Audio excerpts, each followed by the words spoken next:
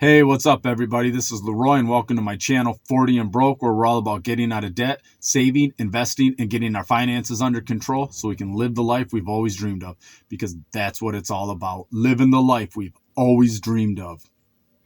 So, I want to come to you and do part 2 of the How Prison Made Me Rich series that I want to do.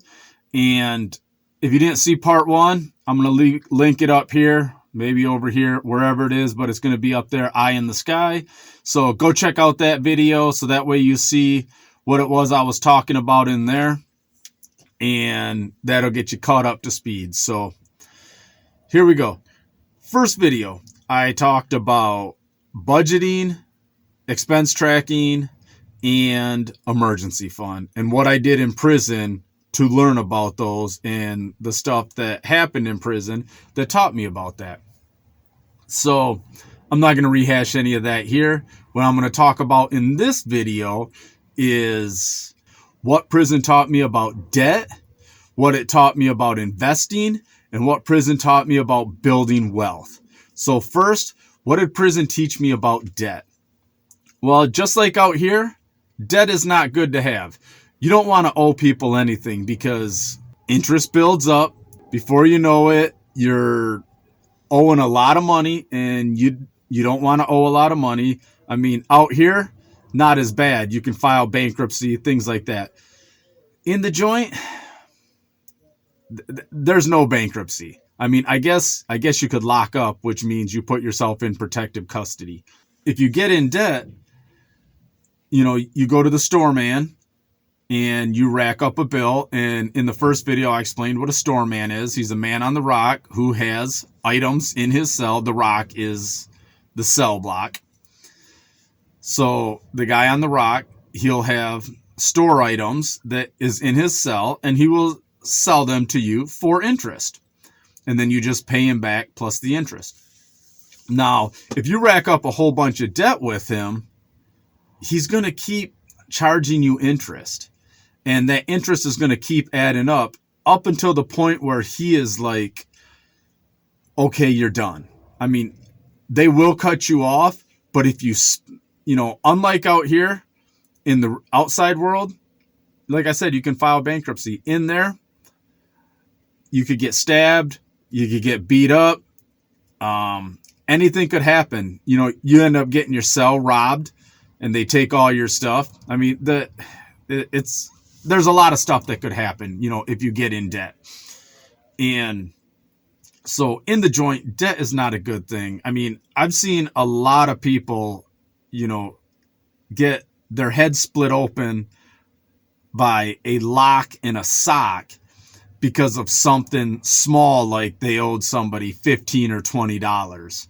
And you may think, well, that's $15 or $20. That's not much. Why would somebody risk doing more time over $15 or $20?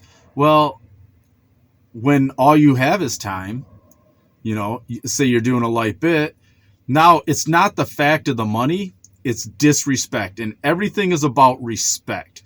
So if you don't get paid back, that's considered you're disrespecting that person. You think that person is weak.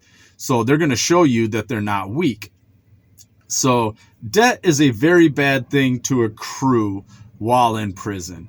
And I mean, there's numerous ways to get into debt in there, just like there is out here. I mean, you could go to the store man.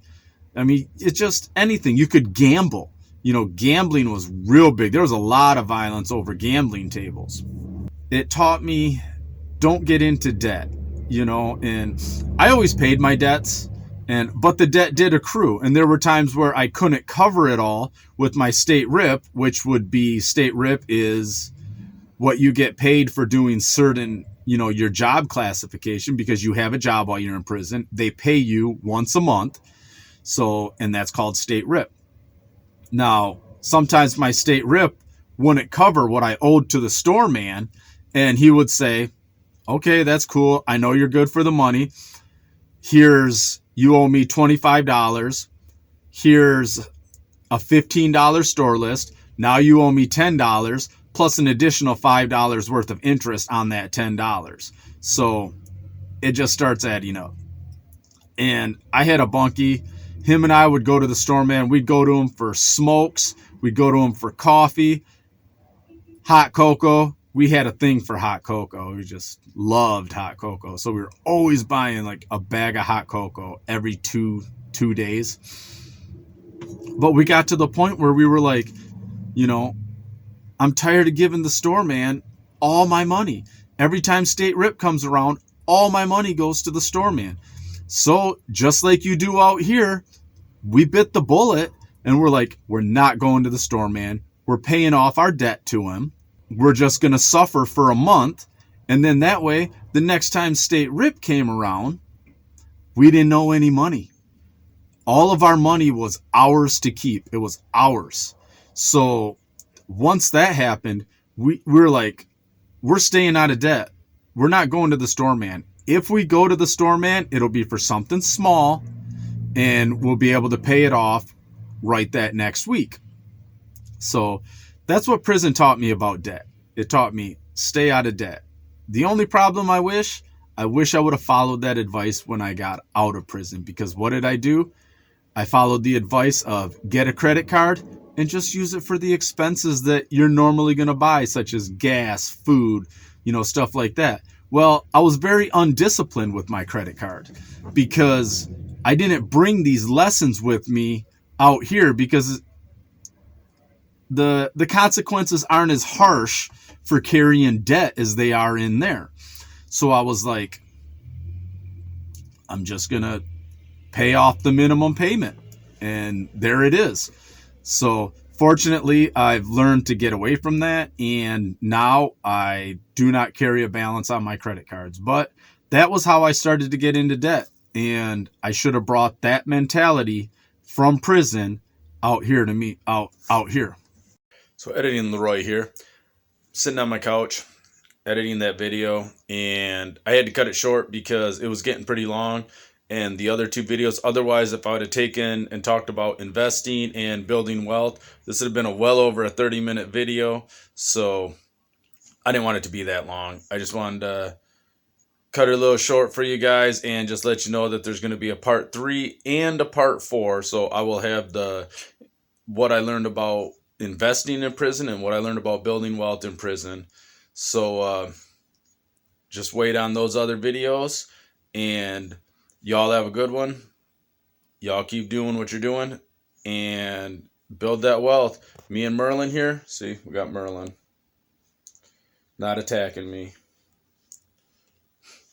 Me and Merlin here. We're out.